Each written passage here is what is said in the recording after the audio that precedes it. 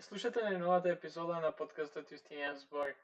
Во оваа епизода гости ни се Кристијан Фидановски, член на селекцијскиот комитет на Светските обединети колеџи Македонија, и Андреј Антуновиќ, ученик на Светските обединети колеџи со Арменија. Со Кристијан и Андреј зборавме токму за Светските обединети колеџи или UWC, како што ја нарекуваме во поголем дел од подкастот, како и за студирањето во странство и искуството на Кристијан со неговите студии во Лондон и Джорџтаун, Вашингтон.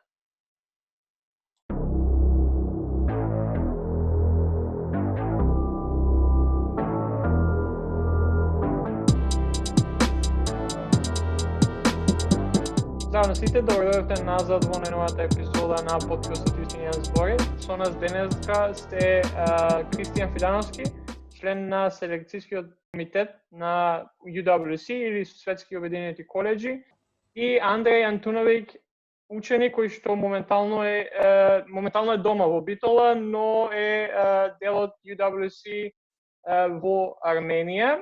Добро дојдовте. Фала на поканата, здраво. Да, најпрво овака наместо јас сега да кажам кои сте и што се и повеќе за вас, би ви оставил на вас да се представите чисто кои сте, што сте, откаде доаѓате, за нашите слушатели кои можеби не ве знаат, да ве запознаат пред да почнеме да зборуваме за темите за кои што ќе зборуваме денес. Можеме да ја прв по возраст, иако сме дојдени да збориме за средни училишта. Кристијан Фидановски, како што кажа, значи 24 години имам веќе, завршив на UWC пред 2014, значи пред 6 години, на колеџот во Италија, UWC Adriatic, секако најубавиот UWC колеџ, по моје субјективно мислење. Знаме во што го гледате у позадина и од UWC Atlantic, бидејќи го поземив од Миле Крстев, кој што беше генерација со мене, кој што заврши на колеџот во Велс. Така што нека не ве буни ова. Адриатик е мојот колеџ, не Атлантик. Меѓутоа, да, Миле е уште еден од членовите на селекцијскиот комитет кој што секоја година бира нови ученици од Македонија за UWC. Меѓу другото и Андреј го испратни пред година и пол. Ќе кажам повеќе за себе си и за своето искуство подоцна. Ја за почеток само би кажал дека сме здружение на 18 моментално колеџи низ целиот свет. Не добиваме места за Македонија секоја година за сите тие 18 колеџи, варира, меѓутоа за голем дел од нив, лани имавме 7, претходната година 8, добиваме. Различни локации секоја година. Босна и Херцеговина колеџот во Мостар ни е константа. Другите се менуваат. Италија и Германија ни се две од најчестите веројатно локации, таму добиваме секоја втора година место. Дел од местата се во Европа, дел се надвор од Европа. На колеџите се учи програмата меѓународна матура, IB, која што има нели во Македонија во неколку училишта, меѓутоа на Светските обединети колеџи е малку посебна, би ја нарекол така, бидејќи има многу поголема можност за избор. Впрочем, на нашите колеџи има и настанато меѓународната матура првично во 60 години на најстариот колеџ, повторно колеџот Атлантик во Велс. Се учи на англиски јазик, меѓутоа може да се учи во повеќето колеџи јазикот на државата во која што престојуваш, така на пример јас имав прилика да научам италијански. Англискиот не ни е најважен при изборот на нови ученици, сакаме да имаат некое познавање на англиски пред да дојдат на колеџите, но нека не се обесхрабруваат тие што можеби не го владеат англискиот совршено. Сме имале претходни ученици со минимално познавање што отишла на колеџите, сепак се снашле одлично. И најважното да не заборавам, нормално, кој може да аплицира. Значи, трета и четврта година средно се учи таму, што значи се аплицира од втора или од трета година за оние ученици што се подготвени повторно да ја изучуваат третата година на самите колеџи. За сега толку. Јас ќе се представам само накратко.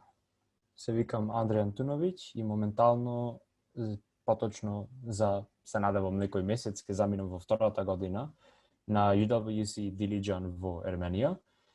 И бев еден од тие кои ги напомена Кристијан, кои аплицирале во трета година наместо во втора, односно една година подоцна, ја повторуваат на некој начин третата година во странство.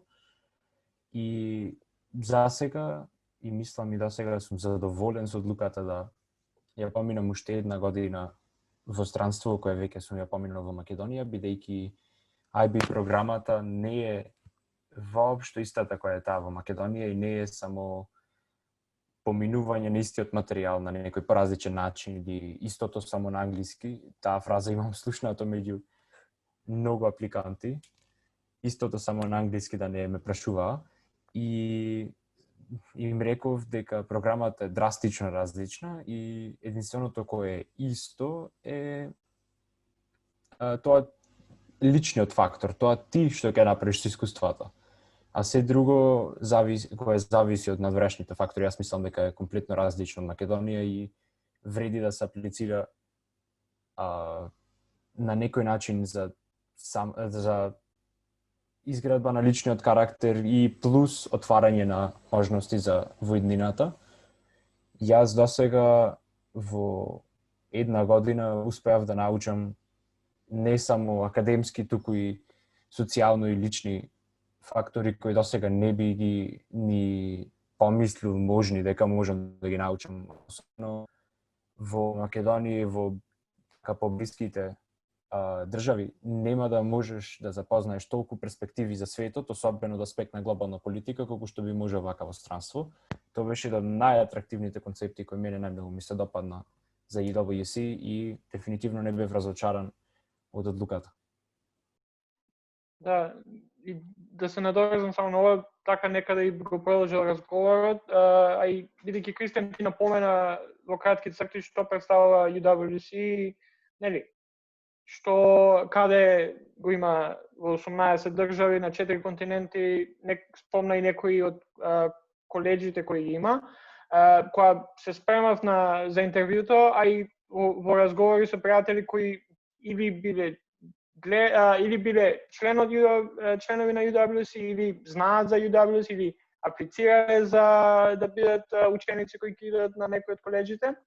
А и на веб страната UWC искуството е она што е интересно барем за мене.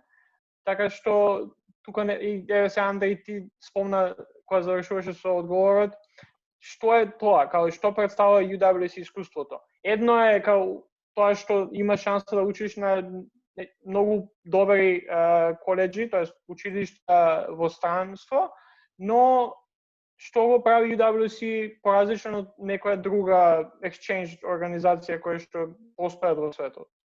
Мислам дека е одличен зборот искуство, значи дефинитивно 2-годишно искуство во прашање, не само 2-годишно школување. Не се работи за организација за размени, значи не правиме exchange, и тоа е нешто што често пати се збунуваат луѓе кога не прашуваат, бидејќи нели има слични организации кои што те дозволуваат една година да одиш надвор па да се вратиш и така натаму. Ние сме значи за трета и четврта година и матурирање. Значи на крајот на четвртата полагаш матура во склоп на меѓународната програма IB и продолжуваш на факултет. Можеш да се вратиш во Македонија на факултет секако доколку сакаш, меѓутоа од аспект на средното образование тоа е тоа, го завршуваш на самите коледжи. Што е посебно? Па секој ќе се спомне UWC, мене првата асоциација ми е 2 најубави години од животот до сега. Можеби и воопшто. Се надевам ќе имам и други убави години, ама до сега дефинитивно најубавите. Еден пример што ми текна додека збореше Андреј од аспект на глобалниот карактер и колку е различно едноставно да бидеш во училница со ученици од целиот свет. Замисли како е да се учи историја, на пример, со 15 други ученици кои што сите доаѓаат или најголем дел се некој ќе се погоди по неколку од иста држава, меѓутоа најголем дел од различни држави со различни перспективи, некои од тие перспективи конфликтни. Професорката често пати, иако ние сите бевме нели со прогресивен и со отворен мајндсет, секогаш ќе се случи да те научи по нешто твојот систем што се коси со системите на другите држави, посебно од Балканот се разбира, така што имаше интересни ситуации, меѓутоа колку и да се тие моменти можеби понекогаш непријатни, секако тоа само го продлабочува на крајот знаењето и целото искуство. И не е само историја, се разбира за општествените науки, веројатно таа разновидност на учениците повеќе влијае, меѓутоа и за природните науки, за било кои други предмети, сите доаѓаме од различни земји и од различни перспективи кон самиот концепт на знаење, би рекол тоа веднаш доаѓаше до израз. Часовите, професориите патем исто така се максимално интернационални од најразлични земји, не е дека ако одиш во Италија ќе ти предаваат само италијанци, па потоа за нив нели важи и стереотип дека не знаат добро англиски, не, значи знаеа добро англиски, не беа сите од Италија, односно најголем број не беа од Италија, значи кај нив имаше еден диверзитет. Сакав да спомнам уште една работа што ја заборавив првично, а тоа е дека нашиот селекцијски комитет во Македонија испрати ученици и на самите училишта за 2-годишно школување, односно искуство, но и за кратки курси, UWC Short Courses, еден вид летни школи, кои што ги прават некои од коледжите, во текот на летото. Годинава имаше неколку, но беа организирани онлайн, се разбира, поради коронавирусот. Или пак некои од самите селекцијски комитети организираат дали доколку има некој коледж во близина или на некое друго место. Меѓутоа, се е тоа одобрено од страна на централата, International Office на UWC во Лондон и мора да е во склад со вредностите на самото движење. И тие летни курсеви траат по 2-3 недели, одлична шанса на една скратена верзија практично за учениците кои што не се во можност да учат 2 години на UWC. Ние практично истата селекцијска листа која што имаме од нашиот регуларен процес ја користиме за овие кратки курсеви. Секогаш имаме ограничени, жал, како што реков лани беа само 7. И тие што не можеме да ги пратиме на училиштата, мислиме дека заслужуваат да се стекнат со UWC искуство, ги праќаме на овие летни курсеви. И многу е интересно што и таму се разбира ќе се сретнат со ученици што се веќе на колежите или едноставно со луѓе со слични гледишта на работите, и тие ученици што ги праќаме на кратки курсеви, ако одат од втора, значи меѓу втора и трета на краток курс, после од трета повторно имаат право да ни аплицираат нели за регуларното школување, речи секогаш го прават тоа. Значи за нив веќе нема дилема дали вреди пак да се аплицира од трета, бидејќи краткиот курс ги убедува веќе да се заљубат во UWC и нема враќање најчесто.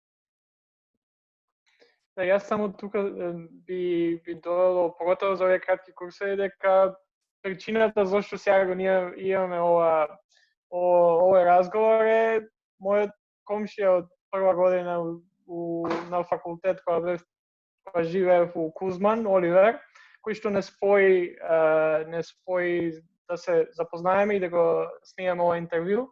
Оливер цела година живеевме еден до друг во врата, што се вика, не престана да збори за UWC.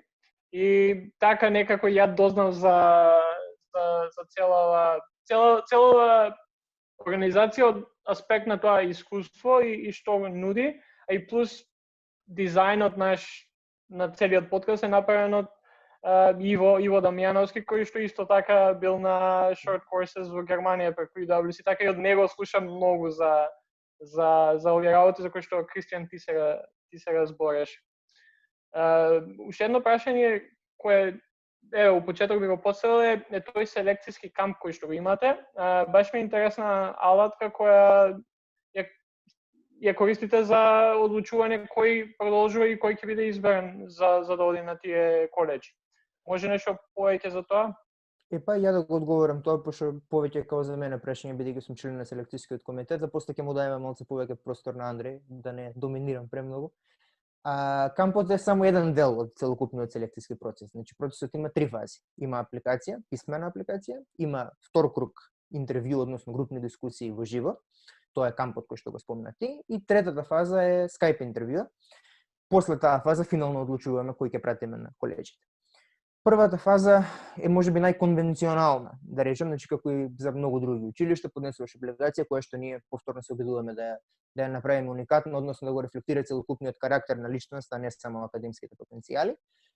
Потоа во вториот круг, тоа е тој мини камп што го организираме, најчесто самите финансиски придонесуваме и бараме некој минимален придонес од кандидатите за да можеме да одиме, најчесто го правиме тоа, лани бевме во етно село, комплекс во близина на Куманово, кај што со едно спиење, односно, значи 2 дена цели седевме со апликантите и со актуелните ученици. Андреј беше еден од учениците кои што дојдоа со нас, кои што ни помагаа, а ние вршевме селекцијата, значи ние подразбирам алумни на светските обединети коледжи.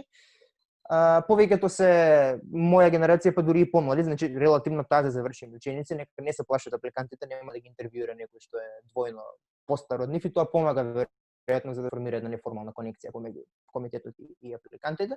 И успеваме во тие 2 дена убаво да ги запознаеме во целина, нели? Значи да не биде само интервју, доаѓаш, седнуваш, одговараш на прашања и примен си или не си примен, туку станува едно искуство и они меѓу себе се запознаваат, зборуваме за некоја група од 35 до 40 деца, најчесто викаме во тој втор круг.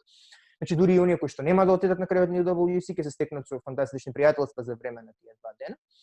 Оние што ќе поминат во третиот круг, од тој втор круг, нели ги интервјуираме преку Skype, а тоа е така бидејќи најголем дел од нас, членовите на комитетот, не се во Македонија и затоа мора да биде онлайн.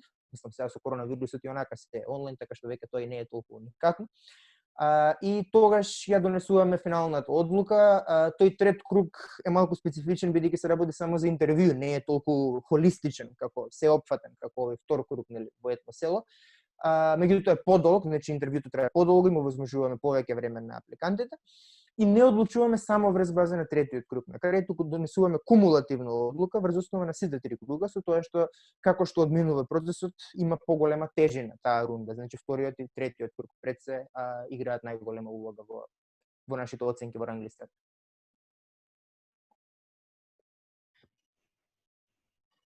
Океј, може би ово повеќе прашање за Андреј, затоа што тој нели е дел од UWC. Така што би те прашувал нели каква е ситуацијата сега во однос со COVID-19 и како се сега спроведува тоа UWC искуство? Со однос на тоа дека би рекол многумина од поголемиот дел од децата се моментално дома, но се уште се изведуваат некои вид активности и преку летот исто така се изведува активности од тој тип, односно оние активности кои го символизираат UWC духот, како на пример имавме памтам дека имавме сесии кога игравме компјутерски игрици, ама на некое по-високо ниво, каде што бевме сите заедно на 10-20 души по сесија и игравме разни игри за да, како што го ставија тие, да не се заборавиме, но имаше и многу повеќе во тоа. Имавме квизови, имавме разни активности преку летото, но исто така и додека бевме ние на кампусот, кои не можевме да се вратиме дома, стекнавме некој тип на искуство, како е кога вон коледжот треба да ги практикуваш тие вештини кои си ги научил веќе додека си бил во коледжот и сега во една ситуација која за тебе сосема нова, треба да се соочиш со луѓе од држава која не го зборуваш јазикот и треба некако да се снајдеш за ти да ги осигураш твоите потреби и потребите на тие до тебе. И тоа сметам дека иако не се вклапува директно во UWC искуството, од самите вештини кои ги изучивме преку сесиите кои ни беа за време на една година UWC искуство, е прилично фин пример за тоа како можеш да ги аплицираш во вистинскиот свет. Меѓу другото, кога се вративме, односно кога повеќето од учениците се вратија во март од кампусот, а учебната година завршува во мај, тие 2 месеци, односно 8 недели кога имавме онлайн часови, требаше да ги вклопиме сите тие содржини кои се вон настрана IB програмата кога имавме часови со професорите, но и плюс сесии за личен развој, сесии за граѓанска одговорност, сесии за тие активности кои се вон наставни, но сепак се рачунат во IB програмата, како на пример часови по англиски за возрастни или пак некои активности кои не можевме да ги направиме, како на пример аква вежбањето кое го правевме во базенот во Дилиџан. Сите тие активности, освен тие кои не можеа, се пренесоа онлайн. До некој степен се пренесоа дури и по не го знам, искрено не знам еквивалентен збор на македонски не ми такнува, но по seamless се преведија во онлайн светот него што очекував, особено со тоа што имаше криза и немаше баш доволно време за да се адаптира програмата, но самите професори, како и учениците и останатите од кадарот кои беа како на пример координаторот за активности и авантуристички карактер, да ги речеме, оние кои ги раководеа екскурзиите до пештери или до ливади или сите активности кои беа вон кампусот, како проекти или како патешествија, успеа некако без да можат да не однесат некаде, да ни го пренесат искуството преку видеа, преку повици, преку дискусии, преку отворени панели, со материјали и сметам дека тоа веќе не само што само по себе, како да по себе представува некој напор кој не бил виден досега, не сме имале ваква пандемија, но и плюс настрана на тоа што, односно над тоа што досега го правеле за нас, за да научиме, успеа со лимитирани ресурси не само да се совпадни нивото на образованието до тогаш, било формално, било неформално, него и дури да се надмине, бидејќи со додатните пречки успеа да станат, односно не успеа да станат, него како што правевме или како што разговаравме, кога имаш пречки, тогаш треба да станеш покреативен за да ги надминеш, а и тоа е веќе апликација на самите вештини кои се содржани во истото предавање и теорија и пракса во исто време на некој начин. Ако може од мене едно подпрашање, пошто многу ме заинтересирува што спомна со учењето возрастни англиски. Дали си ти у таа активност или само ја спомна така генерално? Не, ја спомнав генерално, но имаме активност. Тоа е една од типичните КАС активности кога учиш возрастни англиски во локалната заедница. И јас сметам дека во Ерменија, доколку како да кажам, патем во Ерменија нивото на кое се зборува англиски вон главниот град е, да речам, дословно нула, барем меѓу постарите, и затоа на повозрастните им се нудат часови за англиски и знам дека таксистот, тој е еден таксист кој го имавме на кампусот, нормално пред да фате короната и да нема повеќе потреба од такси превозни услуги, но таксистот се беше еден како тест пилот за таа програма и него меѓу првите кои беа во таа програма и него го научија англиски доволно за да може да разговара со студенти, тоа беше пред 2-3 години, значи генерации пред нас неколку.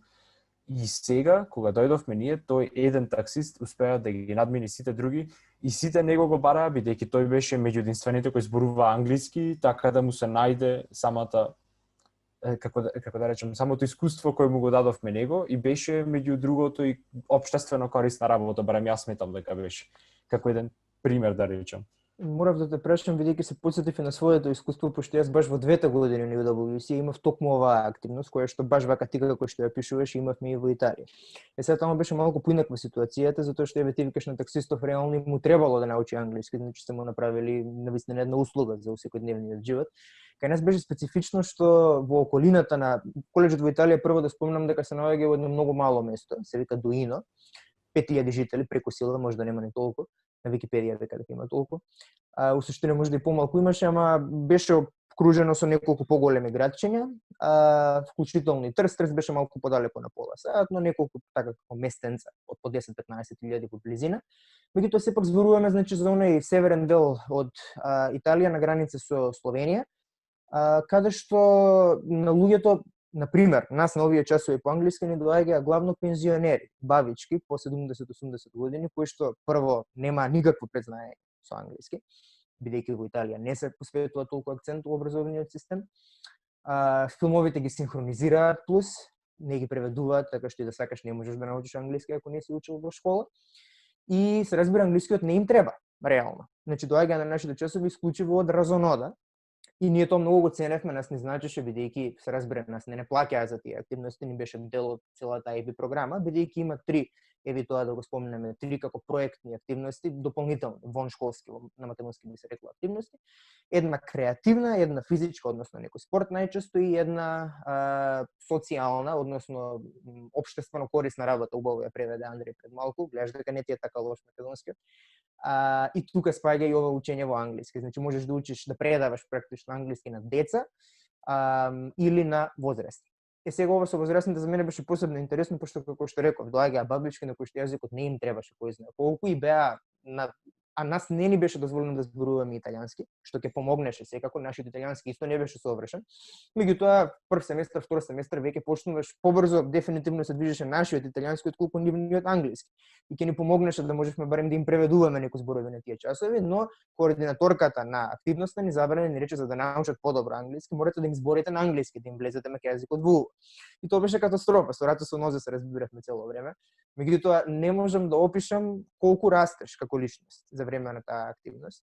Бидејќи практично ти сваќаш дека треба да си доволно добар за да натераш луѓе, возрастни луѓе во години, од друго место да патуваат секој понеделник вечер на твоите часови да доаѓаат наместо да се седат дома и да се гледаат серија или што и да е, и ти веќе чувствуваш тука поголем предизвик отколку кога тоа би било некако финансиски компензирано или кога би се броело на било кој начин.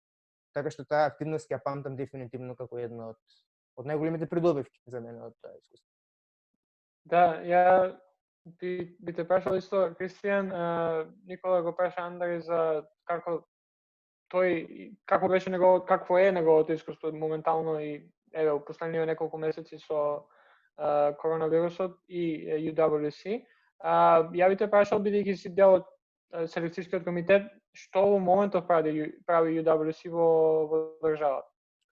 Па да, доколку не гледаат родители, например, неверојатно овој дел најмногу би ги интересирал моментално, што е разбирливо, бидејќи како и остатокот од светот и нас коронавирусот целосно не поремети. Меѓутоа, ние си го завршивме селекцијскиот процес, веќе имавме донесена одлуката кој ќе оди на колеџите уште пред да почне пандемијата. Моментално, повеќето колеџи се трудат, односно речиси сигурно ќе можат да ја започне школската година во живо.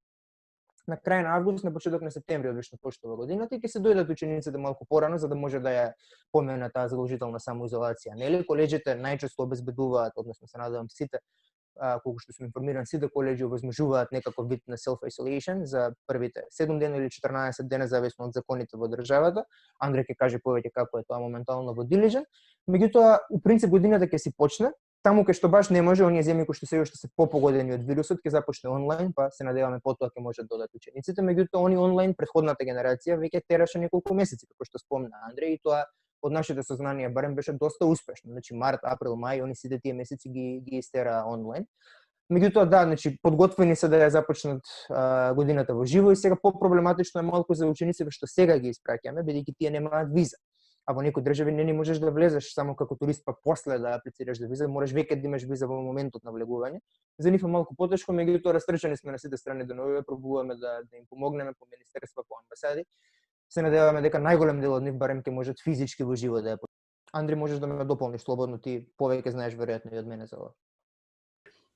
Па немам баш нешто многу да додадам, освен од лично искуство во Дилиџан, дека сега моментално границите се затворени и училиштето бараше од ерменската влада лично да има дозвола за да влезат во државата и да се вратат. Не е толку тешко за тие кои се втора година, бидејќи ти имаат веќе резиденции. И тие резиденции се до октомври, така да доколку се вратат пред октомври ќе може слободно само да ја продолжат физички годината. Нормално ќе има, да речем, макотрпен процес на карантинирање, минимум 2 ПЦР теста, еден дома, еден таму на пристигање и така натаму. Нормално дека регулациите не би попуштиле во неколку месеци и ситуацијава ништо чудно дека ја фате и генерацијата 2023 која завршува, односно 2021 која почнува. Но вака во поблиска иднина гледајки, јас мислам дека можеме физички да ја почнеме годината.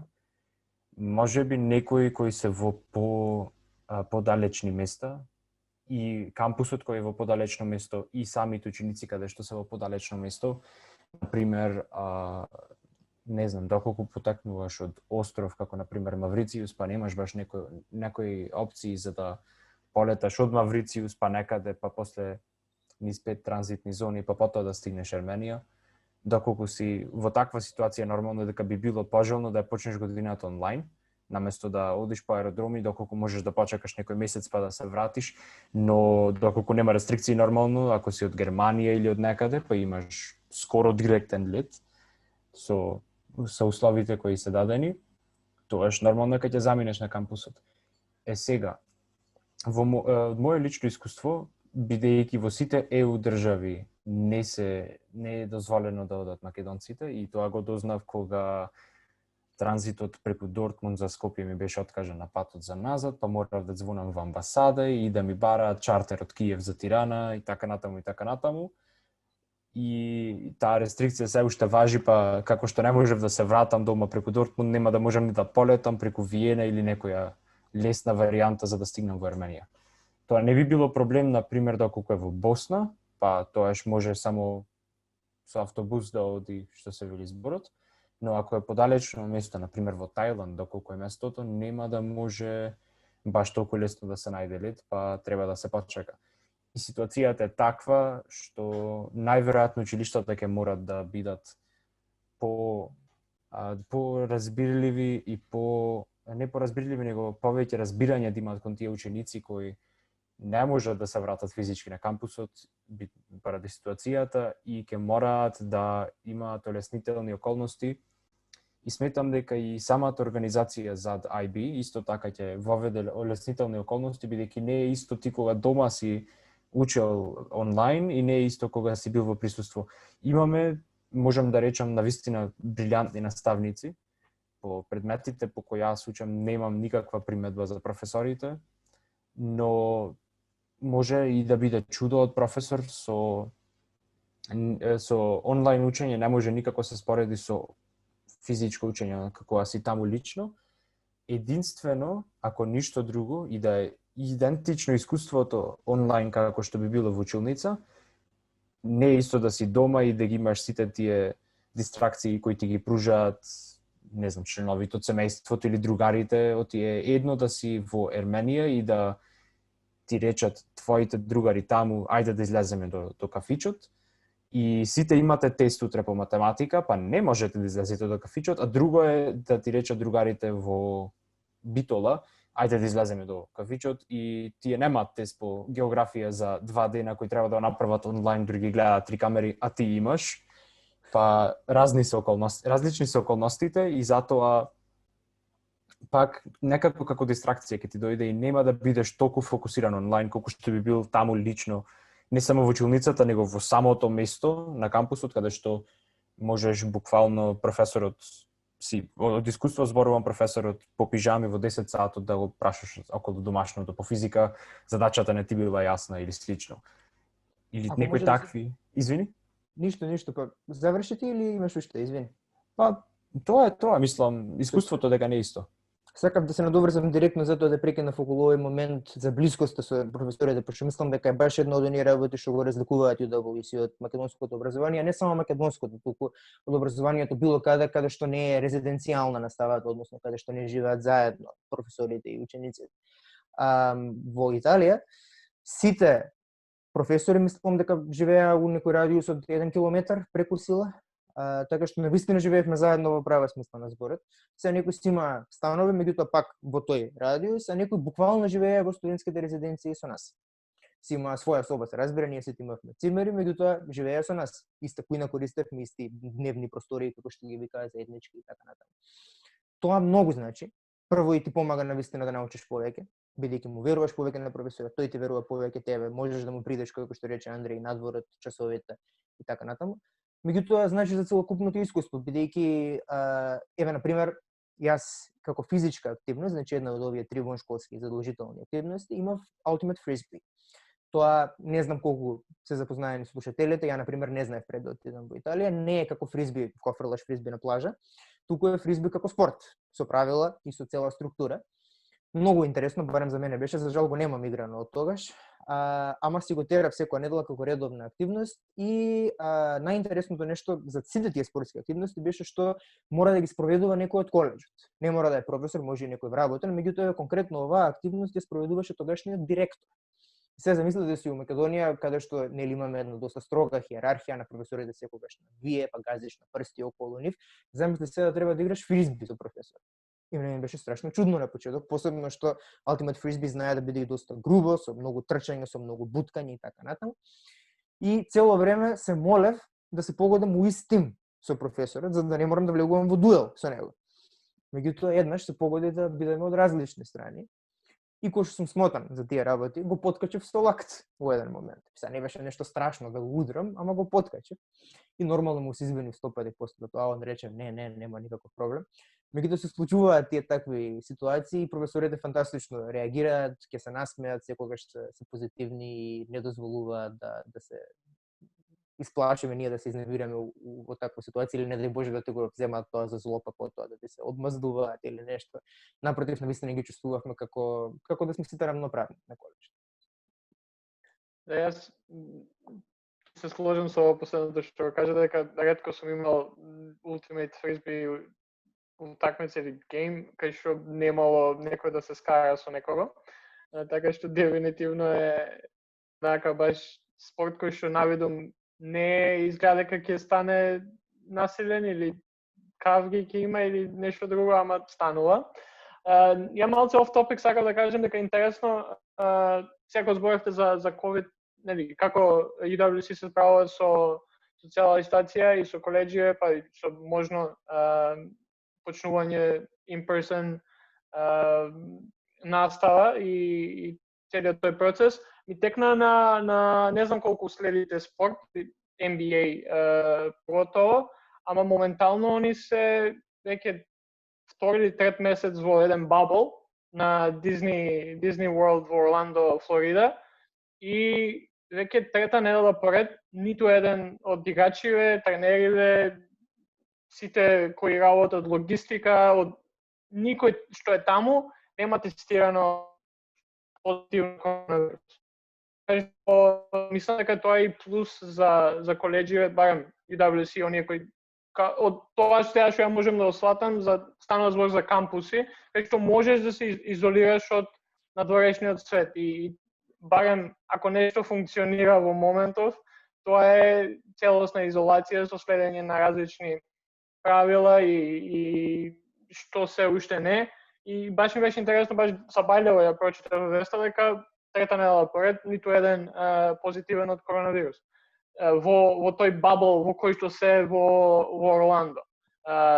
Што за разлика, нели, од почетокот кога започна некаде крајот на јули, се уште имаше позитивни и со таа изолација, со тие секојдневни следење на протоколи, на правила, може да се дојде до тоа ниво каде што и учење во живо нема да биде толку голем проблем. Сега, факултетите кај нас тоа не може да го направат 100, као нема шанси, нема услови тоа да се направи, ниту па средните и основни училишта, ама убаво што UWC, као што слушам сега од вас, би имал можност нешто слично да направи, за да не биде онлайн. Не сега се надам дека и сите проблеми со патувањата ќе бидат решени, па учениците ќе можат да стигнат таму кај што треба да учат.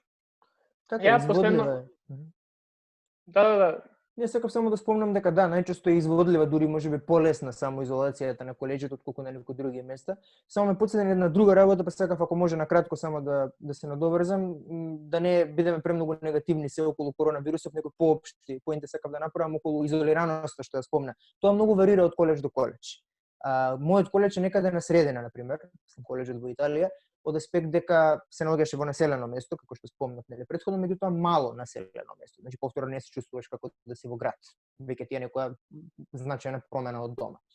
Има колеџи кои што се комплетно интегрирани во релативно поголем град, како на пример колеџот во Мостар, во Босна. Мислам дека колеџот во Канада веројатно би бил добар пример за она обратното, значи колеџ кој што е речиси целосно изолиран. Не знам, Андреј нека каже повеќе за кај него и генерално, меѓутоа има големи разлики тука меѓу колеџите и различни начини на живот и различни преференции доаѓаат до израз. Значи ние кога учениците аплицираат, се обидуваме да го согледаме, да го осознаеме нивниот карактер и да видиме кој од овие колеџи најмногу би им лежал. Меѓутоа кога одлучуваме откако ќе направиме селекцијата, кога одлучуваме кој од избраните ученици каде ќе оди, доаѓаат и некои други фактори предвид. Ова е нешто што родителите многу често не прашуваат, а понекогаш и самите ученици, па затоа сакам да го појаснам, значи на селекцијата ние целосно меритократска. Значи ништо друго не гледаме освен перформансот на апликантите за време на селекцијскиот процес, се до моментот кога ќе одбереме ученици. Откако ќе одбереме ученици, при таа локација, значи одлуката кој каде ќе оди, кога гледаме и финансискиот аспект, бидејќи во духот на светските обединети колеџи е да не му дадеме целосна стипендија на некој ученик или ученичка, чишто родители можат да се дозволат да предонесат одредена сума. Значи, го гледаме и финансискиот аспект, за да овозможиме вкупно, бидејќи ние имаме целосни стипендии, меѓутоа имаме и некои делумни, и за да го максимизираме бројот, значи да пратиме што е можно поголем број ученици од Македонија, мораме да го гледаме и финансискиот аспект, меѓутоа се трудиме до некаде да ги почитуваме и желбите на учениците и на родителите. Да, јас би го завршил некаде овој разговор за UWC. Нели зборавте за Кристијан ти повеќе, ама и Андреј збореше за искуството и за што представува, ама што вас ве натера да се пријавите кога почнувавте кога започнавте со UWC? Која беше причината, каде дознавте, како беше и како се одлучивте да станете и да го имате тоа искуство за кое што сега веќе зборувате? На Андри му е посвежо, така да ќе му дадам предност. Ја да размислам малку. Јас точно се сеќавам кога точно дознав за UWC беше преку Илија на кампот Young Men's Leadership Project YMLP во Крушево во 2017 година. Илија ни беше лидерот на тимот, односно counselor in training, и беше прилично солиден лидер. Прилично солиден лидер, дури за него е подценување, беше извонреден лидер и при крајот на кампот ми рече: јас гледам во тебе потенцијал, има едно нешто на кое се пријави и се вика UWC и би ти препорачал да го разгледаш, ја се пријавиш, јас сум моментално втор круг и се надевам дека ќе ме примат. Не само што го примија, него замина и Мастрихт и 2 години учеше во Мастрихт во Холандија и првата година кога тој ми рече да аплицирам, јас аплицирав и стигнав во првиот круг, поминав првиот круг, тој беше тој кругот со онлайн апликацијата, па после дојде вториот круг и после вториот круг ме одбие за третиот круг, но ми понудија место на таков UWC short course во Белгија и тоа беа меѓу највлијателните 2 недели во мојот живот. Нормално не може да се прекоси со 2 години во UWC, но јас мислам дека беше прилично добра, ако не и одлична кондензација на целото UWC искуство во 2 недели. Запознаваш луѓе од целиот свет, имате значајни дискусии за теми кои се сега актуелни, односно тогаш актуелни. И сега истите теми се актуелни, беше за родова еднаквост, еднаквост на расите, државни конфликти, особено во региони кои се така посклони на конфликти овие години и така натаму. И тие 2 недели мене ми дадоа како една основа за да можам потоа уште еднаш да аплицирам за UWC и се одлучив дека тоа е за мене и дека јас би сакал таму да одам. И кога аплицирав вториот пат, успеав да ги поминам сите кругови на селекцијата и ми дадоа место во Дилиџан во Ерменија. И кога стигнав таму, веќе бев на некој начин поткован и од лично искуство и од тоа искуство кој ми беше во Белгија. И кога веќе пристигнав таму, првото полугодие може би беше малку нестабилно, бидејќи нормално имаш 100 деца кои треба да ги запознаеш од твојата генерација, уште 100 деца кои треба да ги запознаеш од тие кои се втора година, но дефинитивно не сам на некој начин изводливо е и треба да се да не речам да се надминеш себе си, но треба да излезеш од зоната која ти е удобна, треба да излезеш од удобството за да можеш да се впуштиш во искуството, но нема да зажалиш што си оставил тоа. Само да се надоврзам на кратко, ако може, Георги. Значи, ова што го спомна Андри со аплицирањето од трета година е многу важен момент, бидејќи навистина топло им препорачуваме на сите апликанти од трета година што размислуваат да аплицираат, нели не се сигурни дали се исплати во наводници да учат уште еднаш да изучуваат третата година на UWC.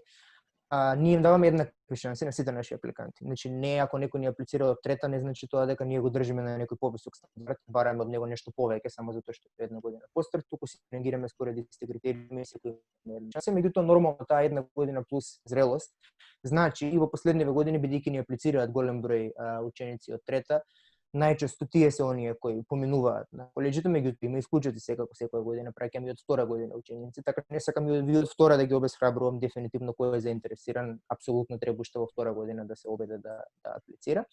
Една работа што ние спомнавме до сега и со ова ќе завршам, извини Георги ако малку го измешав концептот, меѓутоа за родителите веројатно е многу важно да се истакне дека иако ние не сакаме кога аплицираат децата да се водат од некои долгорочни своји планови, дека еве аплицирам на UWC како одскочна даска за понатаму, сепак важно е да се знае и што какви можности ти отвара движењето за воиднина. Постои фонд на стипендии од Шелби Дејвис, познат американски филантроп, за 99 факултети во САД, за кој со самото завршување на UWC учениците имаат голема предност при добивање стипендија за овие факултети. Се разбира, UWC од аспект на самата своја репутација ти отвара многу врати и во други држави, меѓутоа конкретно од финансиска перспектива ова е една уникатна можност која што е резервирана исклучиво за UWC учениците. Дополнително на самите колеџи има така наречени советници, University Counselors, кои што многу помагаат. Тоа се луѓе со полно работно време, значи ангажирани исклучиво за да ти помогнат тебе и на другите ученици да се најдете на подобар факултет, односно на факултет што повеќе одговара на вашите потреби и желби. Така што колеџот од тој аспект, не само моето, туку и целокупното движење пружа фантастична подршка и навистина на некој начин патот ти е истракиран за понатаму за во иднина. Се разбира повторно се оставя на ученикот да одлучи каде ќе продолжи, меѓутоа колеџот го поддржува во секој случај. Да, една од убавите работи за подкастот е, тоест за подкасти у генерала е тоа што може фри форма, као нема проблем било што за било што и да збориме. Никола, мислам дека ти сега можеш да почнеш делот за кој што малце ќе се посветиме поеќе на пост UWC, барем за тебе, Кристијан, и да позборуваме малце за политикологија и за разните други работи во кои ти сега си вмешан и функционираш. Да, мене дефинитивно како можеби затоа што имам аплицирано за додипломски студии на Джорджтаун, мислам секако на крај завршив и направен факултет, не се жалам. Мене кој беше твој интерес токму за само да не сгрешам. Можем ја да те дополнам, не е проблем.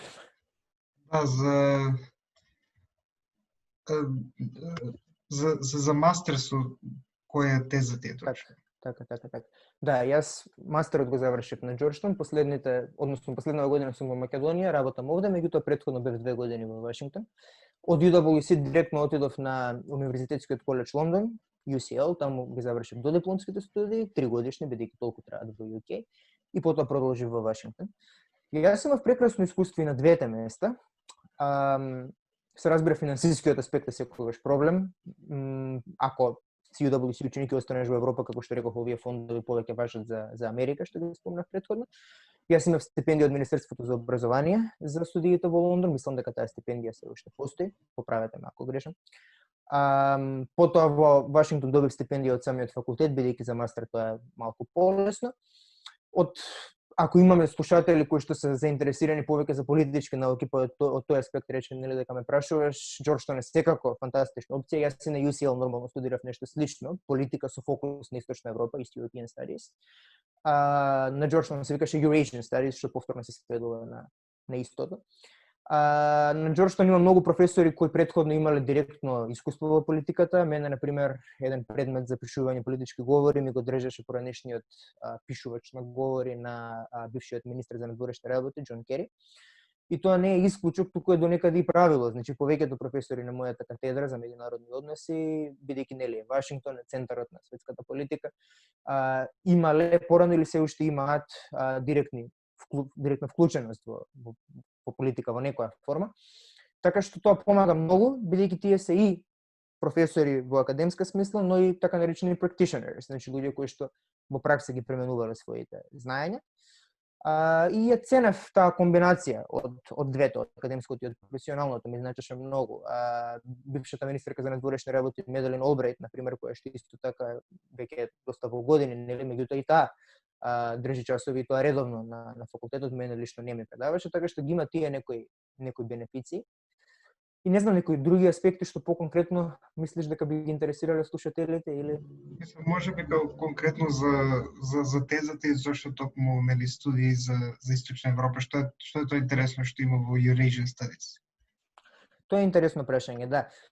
East European Studies се сваќа различно на различни факултети, затоа што зависи од тоа какви професори имаат, за кои држави се тие професори и експерти. На запад, се и тоа е нели една релативизација, односно генерализација, ама најчесто се доста фокусирани на Русија, бидејќи професорите се специализирани за Русија и бидејќи тоа е она што е најинтересно моментално на светската политичка сцена. Така што, за жал, Балкан обично е во втор план, меѓутоа јас и во Лондон и во Вашингтон имав професори кои што се занимаваа и со балканските држави, но и со централна, средна Европа, односно вишеградските држави, Чешка, Унгарија, Полска, Словачка. Потоа бившиот Советски сојуз секако е многу повеќе од само Русија, тука има многу други држави, повеќето од нив држави во подем, кои што многу забрзано растат економски во последните години, се исто така интересни за проучување. За нас на Балканот веројатно се можда најинтересни овие централно европски, ве што ги спомнав пред малку, бидејќи тие со целиот процес на евроинтеграција и демократизација се добра демократизација, некои од нив моментално назадуваат, меѓутоа европеизација барем формално го имаат изодено тој пат пред нас и може да се согледаат и некои позитивни, но и негативни лекции. Така што за мене лично тоа беше она што најмногу ме привлече. Јас мислам дека за политичките науки, како и за повеќето општествени науки, они имаат една многу јака искуствена компонента. Значи многу е важно да се потпреш на она што веќе го знаеш од своето директно непосредно искуство. Сум растал во оваа држава и низините политички потешкоти најдобро ги знам, така што сакав да може Македонија некако да ја вклучам во моите студии, а и Балканот со оглед на сите сличности, и затоа ми помогна таа некоја регионална перспектива да ја наречам.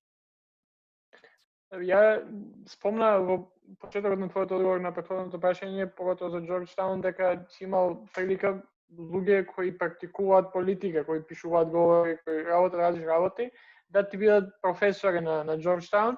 Па ја дека ја имам гледано серијата The West Wing едно 10 пати, и која баш збори, не гледа повеќе за претседателот, туку за неговите луѓе кои што работат, поготово во Вашингтон, и Вашингтон е еден символ на политиката не само и во САД, во целиот свет. Тоа е место каде што career politician се таму живеат, таму работат. Па како е твоето искуство живење во Вашингтон, каде што политиката е се? Па во Вашингтон има многу истражувачки центри, think tank-ови, нели, кои некои од нив работат и со Балканот, кои што јас секако доста често ги посетував на различни настани, во неколку ситуации соработував со нив, бидејќи е важно, посебно кога си на мастер, да извлечеш што е можно повеќе од тој професионален дел, да не си фокусиран само на академската содржина. Интересно е понекогаш како е перспективата различна, како понекогаш многу повеќе се фокусираат на големата слика, што е нормално, мислам, еве на пример кога ќе дојдат политичари од Македонија или од регионот, веднаш слушавме позитивни зборови за Преспанскиот договор, за другите вака надворешно политички bigger picture, нели, моменти, меѓутоа како да беа изоставувани сите домашни, нели, внатрешни претумбации и потешкоти кои што постојано ги имаме, за кои што ние дома сме секако најсвесни. Јас дури и самиот кога живеев надвор чувствував малку како да сум поотуѓен од тие работи, сега кога заседнав, што би рекле, овде последниве година дена,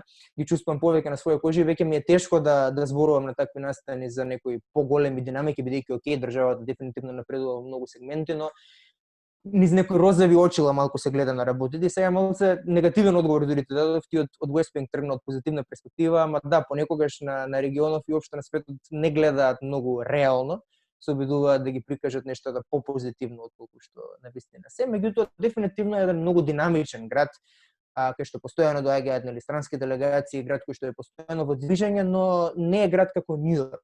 Значи не е град со високи облакодери и она што го гледаме на филмови за Америка, туку е многу поевропски од тој аспект, има многу зеленило, има една култура на трчање наутро, значи на спортување, има нешто европско во себе. Меѓутоа е град за професионална надградба, значи јас речиси да немам сретното пензионерна улица, што се вика, град во кој што се работи. Има и излегување, има и забава, меѓутоа се чувствува неговото значење.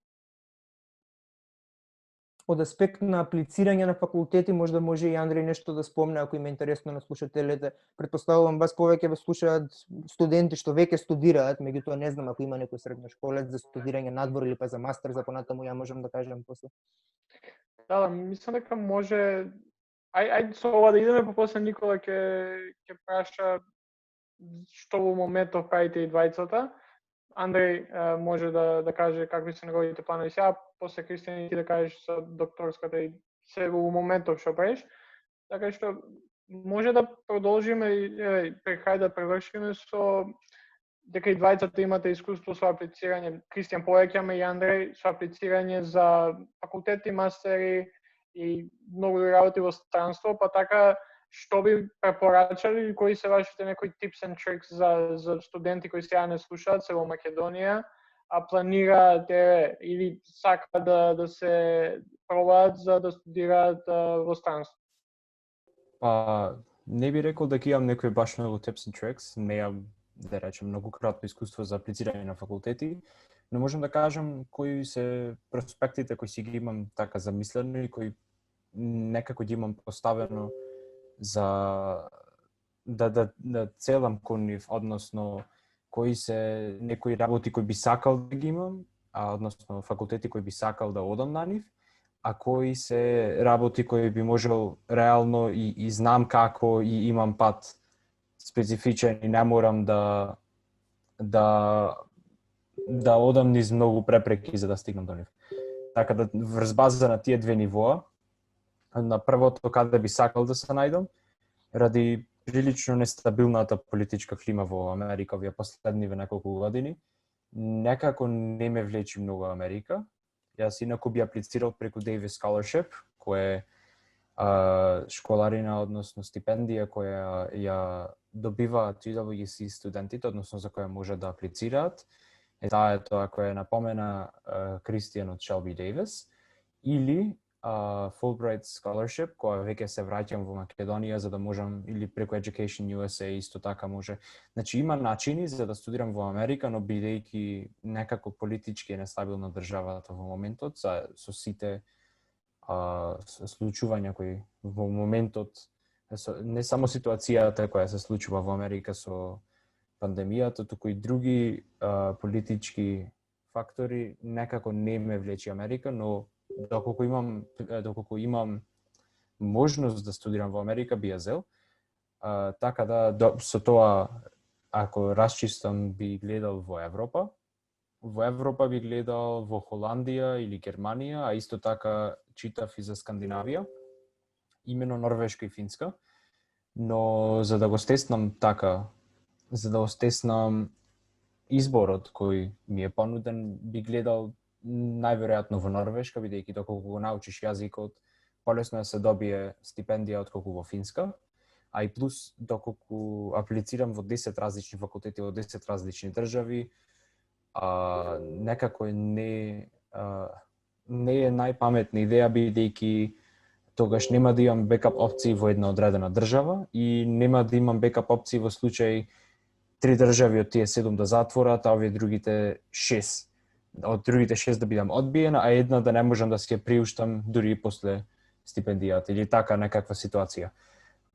Такви, со однос на тоа имам некои safety net опции кои се така по неимпресивни, но сепак се доволно за да можам подоцна гледано кариерно и гледано како од точка на личен развој пак можам да се навратам на нив. Едно од нив е нормално Словенија, како прилично блиска држава која е веќе во Европска унија и која нуди стипендии од искуство. И другата опција ми беше Бугарија, но и за тоа се премислив за American University, но и за тоа се премислив. Стои како опција, но ќе видиме, не е баш на најприоритетната листа. Нема ништо проблем со факултетот, но има и други опции кои се така поотворени отколку AUBG, затоа што таму не сум сигурен за стипендиите како одат и затоа станува на некоја ниско приоритетна листа. И тоа се опциите кои веќе ги имам замислено, нешто конкретно немам, бидејќи планирав цела во втора година да ја посветам на гледање понуди од универзитети, било во Америка или било во Европа, но би сакал да е во Европа и ради близина и ради факторите веќе кои ги набројав претходно. Кристијан, ти имаш нешто да препорачаш? Како што кажав претходно, мене патот ми беше директно на мастер после додипломски студии, што си има и предности и мани. Од денешна перспектива можда ќе беше подобро да поработам некоја година па после да одам на мастер, бидејќи тоа ти помага подобро да си ги осознаеш, нели, интересите за понатаму. Меѓутоа си има и ова предности, ако знаеш дека си посветен на академската работа, дека тоа е она што најмногу те интересира, зошто да не? ми значеше тоа што мастерот во Америка ми беше 2 години, бидејќи во Англија, како што кажав, додипломските ми беа 3. И сега да отидав во Англија, на пример, на мастер, каде што едногодишен мастерот, и да завршев, значи, постдипломски студии на 22 години, мислам дека ќе беше нереално и контрапродуктивно дури. Јас дипломата ќе се имав, меѓутоа немаше да се чувствувам подготвен за работа и за понатамошни надоградување, така што на крај мислам дека сето тоа добро испадна, стекнав некоја дополнителна зрелост. Во Америка имав прилика да правам пракса во American Bar Association, Американската правна комора, работејќи на проекти, невладени проекти кои што ги спроведува ABA на Балканот, вклучително и во Македонија. Сега сум исто во невладен сектор, а до година здравје, ако успеам да избадам виза на време, во октомври треба да ги започнам моите докторски студии на Оксфорд, каде што веќе бе примен на катедрата за социјални политики. Сакам да се занимавам со проучување на наталитетски политики, значи политики за зголемување на наталитетот во Источна Европа, вклучително и во Македонија. Значи правам една мала промена, мала транзиција. До сега бев меѓународни односи, понадворешно ориентиран, сега малку повеќе кон внатре, меѓутоа повторно во склоп на Источноевропскиот регион, кој што ми е главна специјалност. Да, супер. И баш се надам дека ќе имаш можност тоа и да го направиш и да ситуацијата ќе се подобри, па ќе можеш да слободно да ги искусиш твоите докторски студии на Оксфорд. Ја баш се смеевме со Никола на почетокот, тоест пред вие да се вклучите. Го читав твоето CV, тоест мала биографија која има на веб страната на UWC на Македонија. Еви да ја mk.uwc.org. Ако нешто сме забравили, таму сигурно ќе го најдете. Ама на твојата биографија пишува за тенисот. И бидејќи ја на овој подкаст ретко добивам шанса да зборам за било каков спорт, а поголем фанат, ако нешто повеќе сакам од политика, тоа е спортот. Така што сега ќе искористам да завршиме со ова. Пишуваш дека обожава се што доаѓа од Југославија, освен Новак Џоковиќ.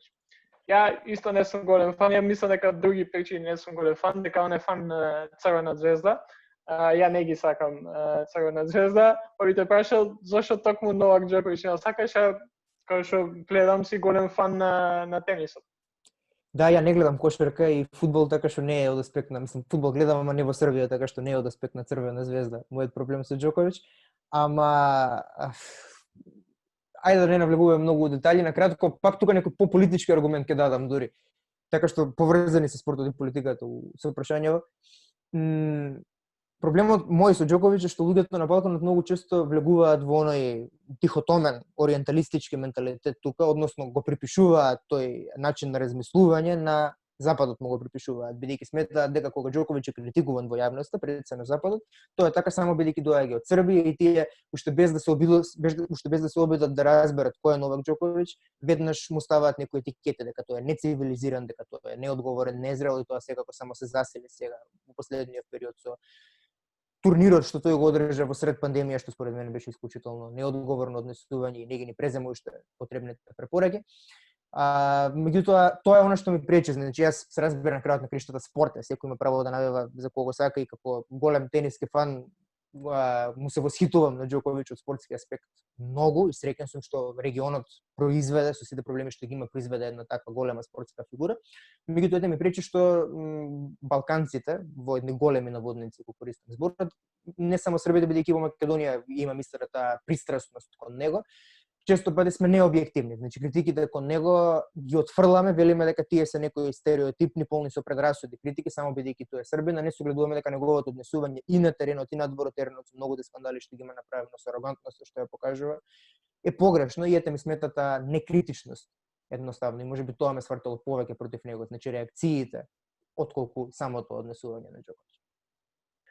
Јас баш ја дека најчесто слушам кога стана збор за спортски подкасти кои што се американски, па збора и за Џоковиќ и се смеја, поготово оној џок кој што сигурно Кристијан ти барем го имаш слушнато за името на Џоковиќ, Novak Џоковиќ, со нели дека вакцина и други работи, други коментари кои ги даваше у последните неколку месеци. Ама ајде да не навлекуваме толку многу и за тоа. Ние на подкастов секојаш на крај ги прашуваме нашите гости да ни дадат, поготово повеќе од времето го поминуваме дома, иако сега малце повеќе се рестаретија и мерките и може да се излегува и надвор и редови работи, ама кои би биле препораките кои што вие може да ги дадете на нашите слушатели? Дали би било тоа книга, видео, филм, музика или хоби некој кој што вие сте го започнали, кој што сакате да го препорачате? Слободно, ова се минути за вас да ни препорачате нешто. Андреј, ајде ти прв. Една книга, веќе нека биде книга, која би ја препорачал е How to Win Friends and Influence People од Дейл Карнеги. Не ради нешто што е неопходна или дека некој... Тоа е еден вид на книга што никому не му треба, ама секому добро би му дошла. Доколку веќе го прочита тоа и размисли критички, а не очекува само да е поставено пред и не е решение за сите некои социјални ситуации и така да се практикува. Книгата те тера да размислиш и иако е пишана пред прилично долго време и во некои случаи дури тоа како артефакт на тоа време има и некои работи кои не би одговарале, не би биле пристојни во денешното, но сепак има колку што има пауки кои не важат во денешното време, бидејќи книгата веќе да не речам рани од 20 век, ама прилично раните години од 20 век, кога социјалните динамики беа други и воопшто животот не беше како што е денес, многу работи не постоеа и многу работи од тогаш постојат. И книгата во најмала рака може да се прочита како куриозитет, а во најголема рака може да се научи прилично многу за како, да не речем како правилно да се одржуваат социјални интеракции, но во некој случај како разни ситуации можат на поправилен начин да се изиграат, да речем, и да биде тоа бенефицијално и за двете странки на разговорот, а не само за една. И веќе да поврзам тоа со минатата тема за EWC веќе. Тоа е многу важен дел од EWC. Тоа е не само intercultural understanding, туку и mutual understanding, односно заедно разбирање меѓу двете странки и тоа улогата на тоа во развивање и решавање на конфликти и останати. Се е конфликт, односно, да не речеме, конфликт не мора да биде меѓу две држави или меѓу две влади и политички партии. Може конфликт да биде и на улица, измеѓу тебе и некој друг, или може да биде во семејството со некој друг. Сепак, истите концепти можат да се аплицираат од најмалиот конфликт или недоразбирање до веќе некој, не знам, интерконтинентален договор за мировен договор. И затоа сметам дека, нормално книгата не е за интерконтинентални мирни договори, но концептите може да се применат и затоа вреди да се прочита. Од мене е на кратко две препораки за серии. Една веројатно попозната, една помалку позната. Првата Better Call Saul, може да ја знаат слушателите, најверојатно ја знаат. Најмногу ми се допаѓа, таа е нели приквел на Breaking Bad, но може слободно да се гледа и без човек да има гледано оваа другава. Серија која што нема позитивци и негативци, значи нема морализација, еве вака треба, вака не треба, туку се многу помешани работите, намерно има многу сиви зони и е многу тешко да се процени кој лик е во право, кој не е во право и токму во тоа и низината убавина. И оваа вторава препорака, да не биде дека сме само американски ориентирани од источна Европа, Умбре, романска серија која што ја гледам периодов на HBO MK, ја има барем во Македонија, може лесно да се гледа, црна комедија со крими делови, нео-ноар стил, ако некој го интересира, тоа топло препорачувам. Секогаш ми изгледа у препораки Better Call Saul и никогаш не се одлучувам бидејќи го немам гледано Breaking Bad, така што сега кога кажа дека не мора да имам гледано Breaking Bad, може ќе ја пробам. Ама Да, фала ви стварно многу за одвоеното време. Малце поминавме околу таа рамка која си ја дадовме на почетокот на 1 сат, ама ја уживав во разговорот и се надевам дека слушателите уживале и научиле нешто повеќе за UWCA и за останатите работи за кои што зборавме.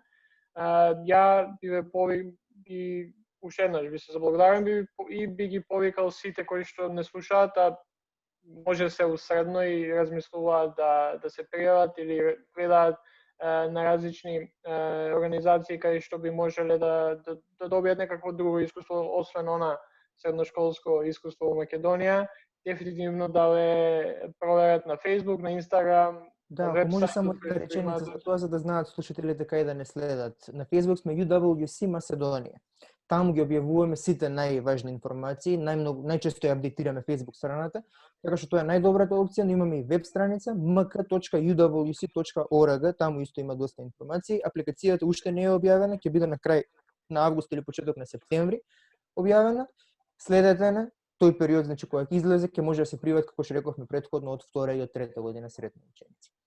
Таман сега на време да овие кои што слушаат имаат време до крај на август, почеток на септември да се спремат за апликацијава. Фала ви пак и се надевам дека следен пат кога ќе ни дојдете на гости на подкастот, ќе биде уживо, па ќе може и за други некои работи да позборува. Фала ти, Георги, супер муабет направи. Фала на вистина што не покани на подкастот и фала за приликата што може за приликата да им кажеме на сите што UWC и зошто би било супер да се информираат за него и веќе да разгледаат кои им се опциите и доколку се во можност и да аплицираат. Никола, фала ти и на тебе. Поздрав. Да, поздрав и до нашите слушатели и секако, како и во секоја епизода, да ви препорачам да не идете у кладилници.